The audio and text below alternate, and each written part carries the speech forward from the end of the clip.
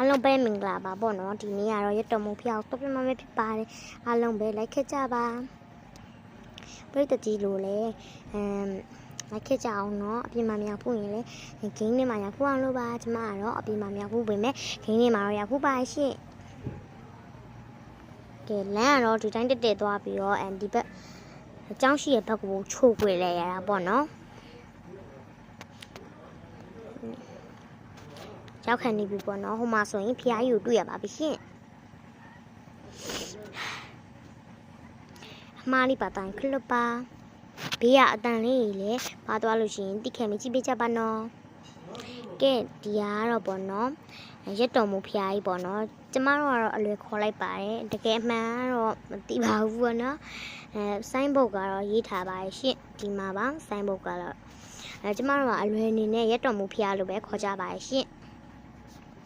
ခဲ့တာဆိုရင်ဖျားအတွင်းထဲမှာဘာရှိလဲဘလို့အရာတွေရှိလဲဆိုတာလိုက်ပြပါမယ်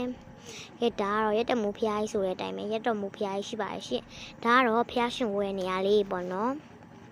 ဖျားရဲ့တော်တော်ကိုကြည်ညိုစရာကောင်းပါတယ်ရှင်ခဲ့တာကတော့ကျွန်မဖျားရှင်ကိုနေရာပဲဖြစ်ပါတယ်လိုင်းလေးတွိုင်း sorry ပါကဲဟိုကကြောပေါ့နော်ဟိုနာဘာလေးလည်းမသိဘူးပေါ့နော်တွားကြည့်ပါမယ်ဖျားပေါ်ဆိုတော့ပြေးလွှားရတာမတင်တော့ဘူးထင်ပါတယ်ဒါပေမဲ့လည်းပြေးမလွှားလို့ရှိရင်လည်းမြင်မြင်မရောက်ဘူးပေါ့နော်နှီးသွားရင်လည်းဟိုဖြစ်မှာမဟုတ်ပါဘူးရှင့်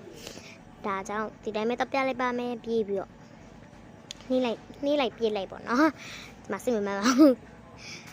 ကဲဒါတော့ပေါ့နော်ဘာရုံတော့မသိပါဘူးတက်ကောင်းမတက်ကောင်းတော့မသိပါဘူးတောင်းမှန်ပါတယ်ပေါ့နော်မတက်ကောင်းလေဒါလေးကတော့ရေပန်းလိုပဲထင်ပါရှင့်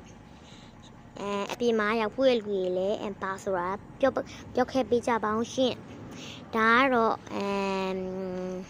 အနားယူတဲ့နေရာလို့ပေါ့ထင်တယ်ပေါ့နော်အနားယူတဲ့နေရာဟုတ်တယ်